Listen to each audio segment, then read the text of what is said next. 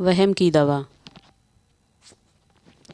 बेलीराम एक गरीब मजदूर था जो जंगल से लकड़ियां काट कर लाता और शहर जाकर उन्हें बेचकर जो धन प्राप्त करता उससे अपने बीवी बच्चों का पेट पालता। यही उसका जीवन था। इसी में उनका परिवार सुखी रहता। गांव के लोग बेलीराम से इसलिए प्यार करते थे कि वह एक सच्चा इंसान था, किसी की भी बुराई नहीं करता था। हाँ, उसके द्वार पर कोई भूखा नंगा मांगने के लिए आ जाता तो वह उसे खाना जरूर खिला देता, भले ही वह और उसके परिवार के लोग स्वयं भूखे रह जाते। इस प्रकार से बेलीराम अपने घर वालों का जीवन चला रहा था। भले ही वह गरीब थे, परंतु वे लोग बहुत सुखी थे, क्योंकि उनका जीवन यहीं तक सीमित था। अमीरी के सपने उन्होंने कभी देखे नहीं थे। गरीबी से उन्हें कोई घृणा नहीं थी। मांग कर वे खाते नहीं थे। भूखे कभी सोते नहीं थे। बस ऐसा ही जीवन था। उस परिवार का बेलीराम बहुत सीधा साधा आदमी था। झूठ से उससे बहुत घृणा थी। सच बोलना उसकी आदत थी।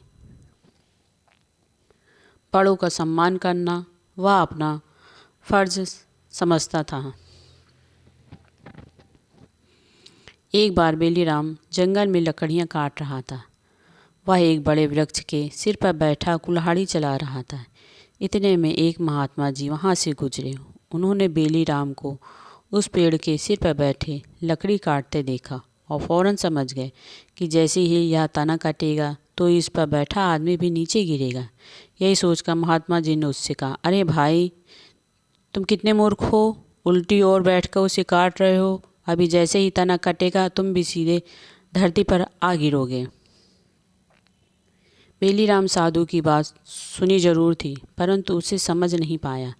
वह अपना काम उसी प्रकार से करता रहा। होना वही था जो किसी बुद्धिमान ने कहा था। देखते देखते वह मोटा तना कट तो गया,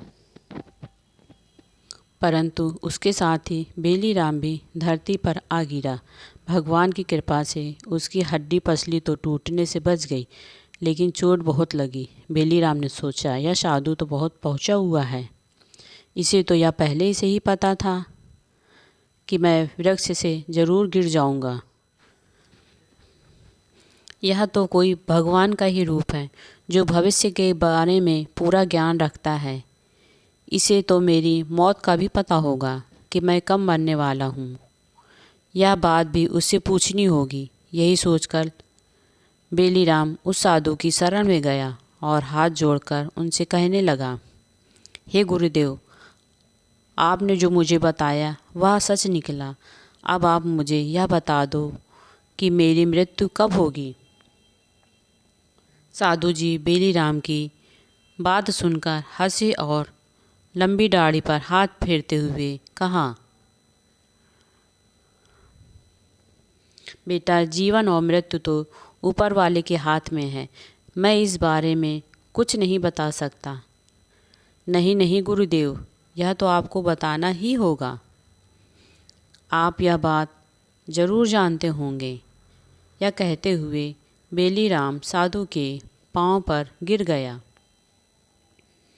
और उनके पांव पूरी ताकत से पकड़ते हुए कहा, मैं उस समय तक आपके पांव में पड़ा रहूँगा जब तक आप मुझे मेरी मृत्यु के बारे में नहीं बताएंगे।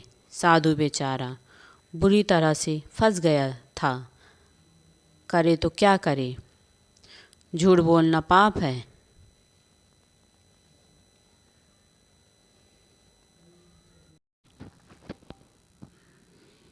सच बोलकर इससे बचना कठिन है।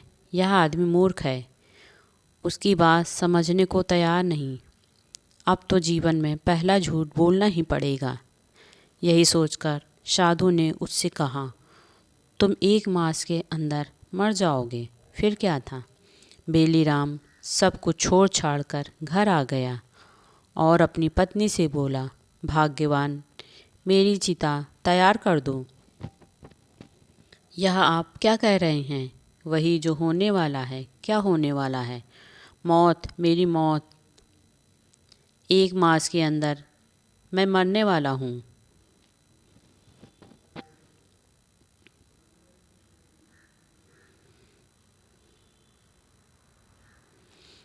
तुम लोग अभी से मेरी चिता तैयार कर दो। 1 मास का खाना पीना भी उस चिता में रख दो। बेलीराम के मन में मौत का भूत सवार हो गया था। उसे यह पता नहीं था कि साधु ने उससे पीछा छुड़ाने के लिए उसे झूठ बोल दिया है। वहम इस संसार का सबसे बड़ा रोग है। लुकमान जैसे महान हकीम ने भी यही कहा था कि मैं संसार की हर बीमारी का उपचार कर सकता हूँ, लेकिन वहम का उपचार मेरे पास नहीं है। बेलीराम उसी वहम का शिकार हो गया था। यह वहम उसने स्वयं खरीदा था। यह बात तो सारे गांव में फैल गई थी कि बेलीराम 1 मास के अंदर अंदर मर जाएगा। उसने अब चिता सजाकर वहीं अपना घर बना लिया है। समय गुजरते देर नहीं लगती।